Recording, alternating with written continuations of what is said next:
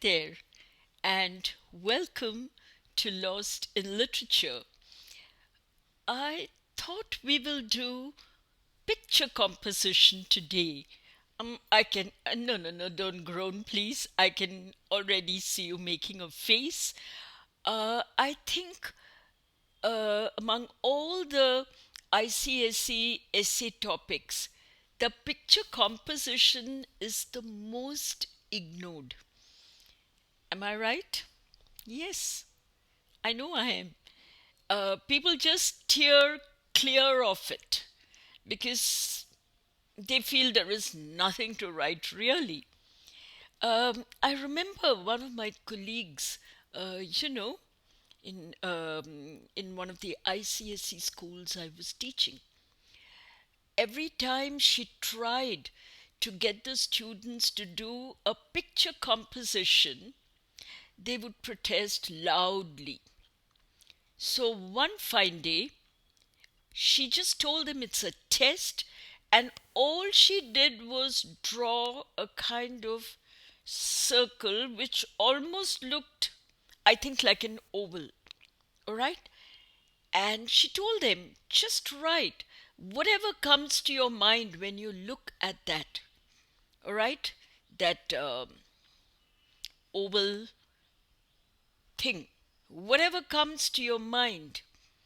And the children really groaned, and she was having the time of her life. She said, no, this is a test, and you're going to do it, and it's not as tough as you think.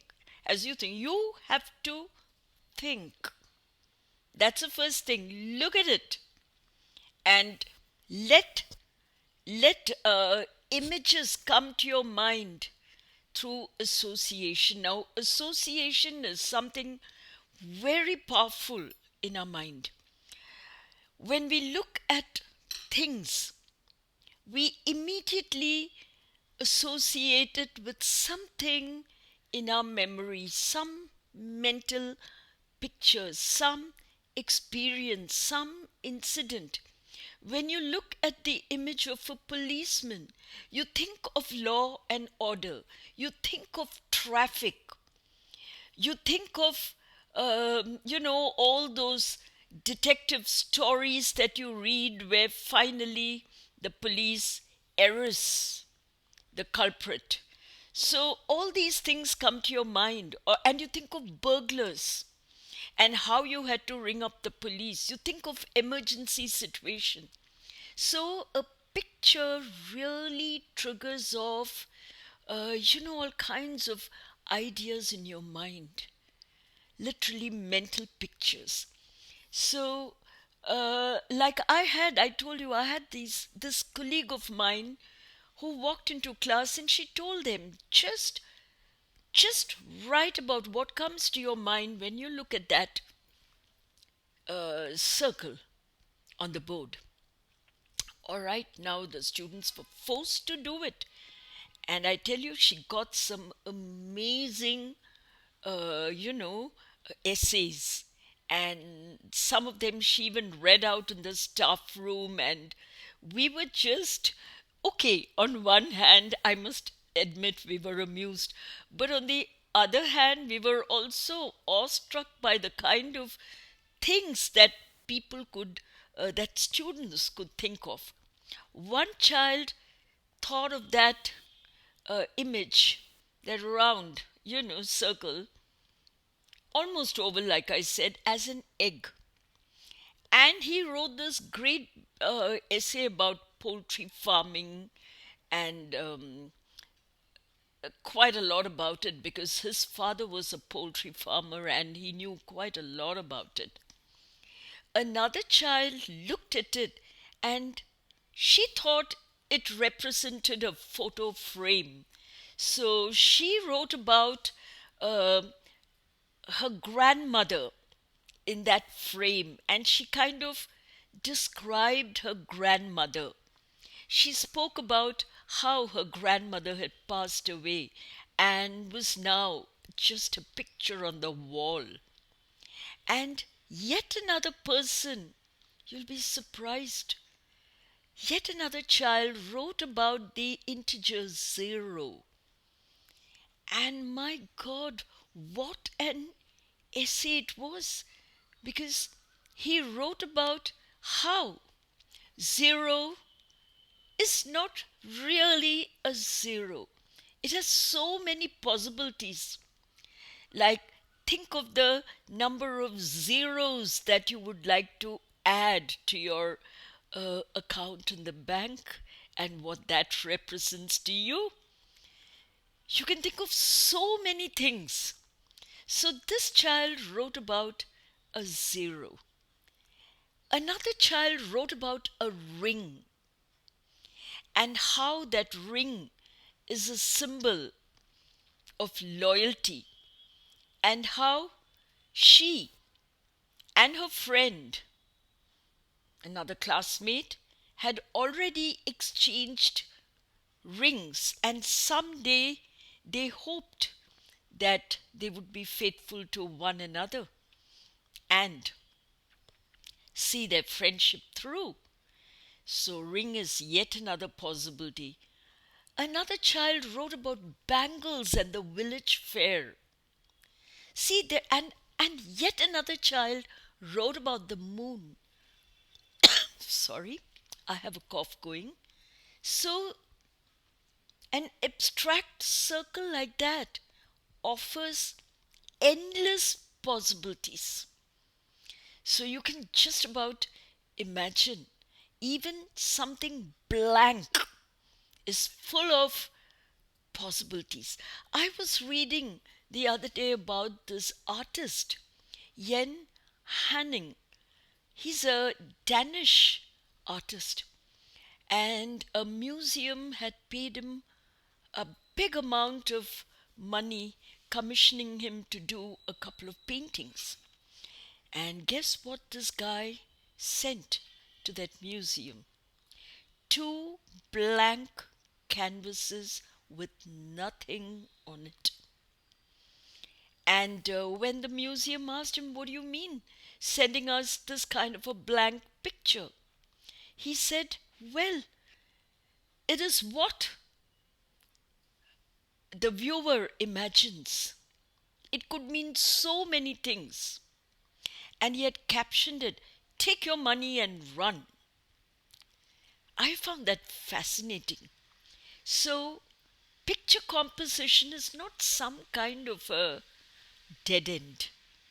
There are so many possibilities, and actually, they offer you far more choice than a specific topic. Take, for instance, let's say your teacher gave you a picture. She put up a poster, all right, of a boy and a dog. Again, think of the possibilities that you can come up with. You can write about how you're longing to have a dog as a pet and the benefits of it, especially if you're a lonely child, a single child. You can write about something very humorous about dogs and how people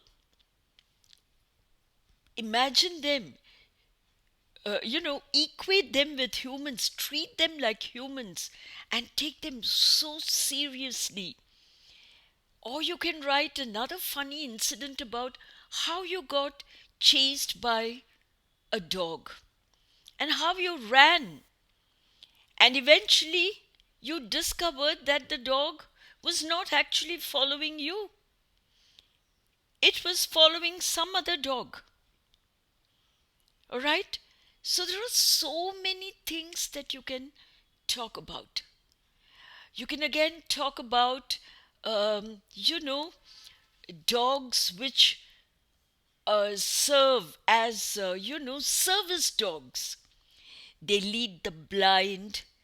They are also trained to give alarm when somebody has diabetes and when that person goes into a coma or something like that. They are trained to give alarm.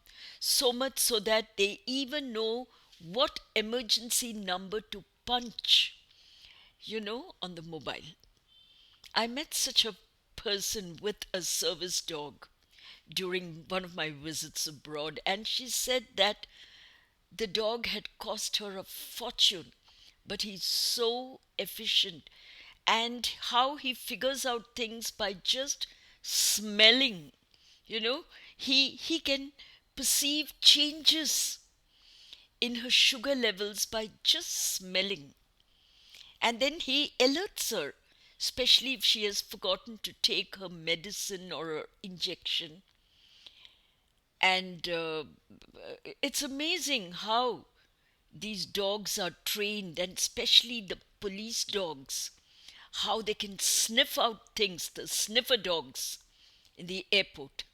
They can sniff out drugs or anything. So it is just about amazing what you can write on dogs. A boy and a dog. You can weave a story.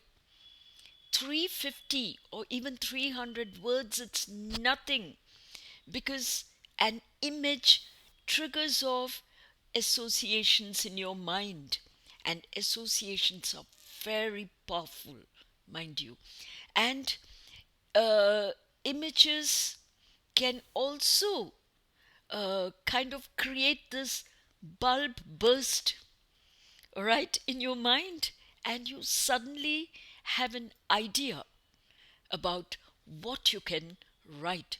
See, the possibilities are endless if you just let your imagination go. Nothing is impossible, and that is an option to be considered. Go courageously for one of those picture compositions and spend about 3 minutes of your time uh, looking at it, observing what is in it. Allow it to stimulate your mind. It'll happen. It'll happen because we are thinking individuals as humans. So don't underrate your mind. Look at the picture, and thoughts will spring in your mind. The next thing to do is to decide how you're going to chart out your essay. Go for the typical 5 paragraphs of maybe 60 or 60 words each. Just 5 paragraphs, an introduction, and then your narration in 3 paragraphs, and finally the conclusion.